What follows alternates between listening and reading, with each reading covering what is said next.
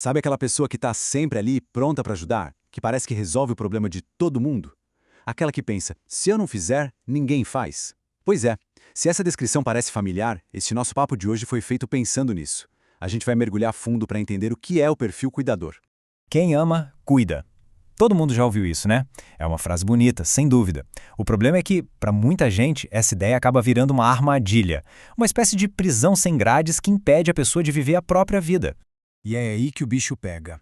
O cuidador se dedica tanto, mas tanto, ao bem-estar dos outros que acaba se esquecendo, se abandonando. Começa a pegar para si responsabilidades e, às vezes, até dívidas que não são suas. A pessoa vira uma espécie de babá de gente grande, sabe? Se ocupa tanto da vida dos outros para não ter que olhar para o próprio vazio.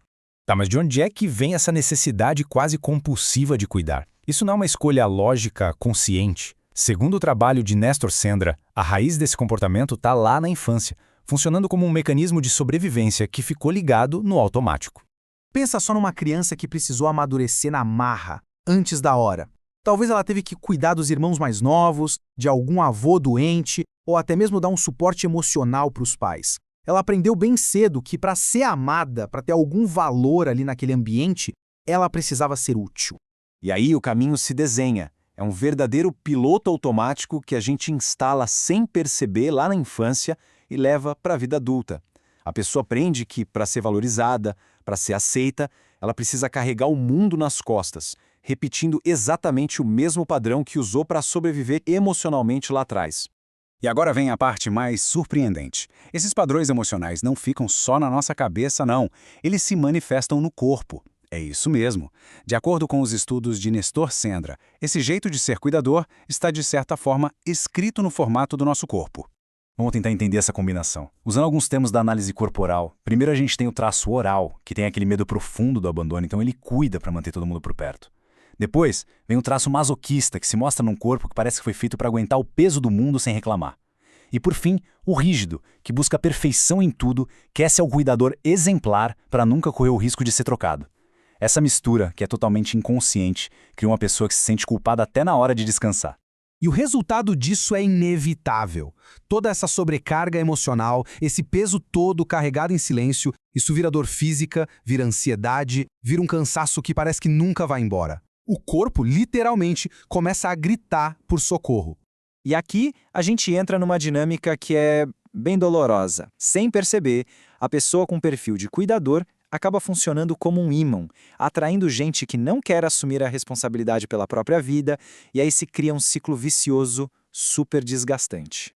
Essa dinâmica é destrutiva. Funciona assim. O cuidador encontra alguém que se faz de vítima, de coitadinho, e aí ele entra em ação. Resolve, ajuda, assume. E o que acontece no final? Decepção. Ele fica esperando um reconhecimento que quase nunca vem na mesma medida do sacrifício que ele fez, principalmente quando se trata da família. Parece familiar?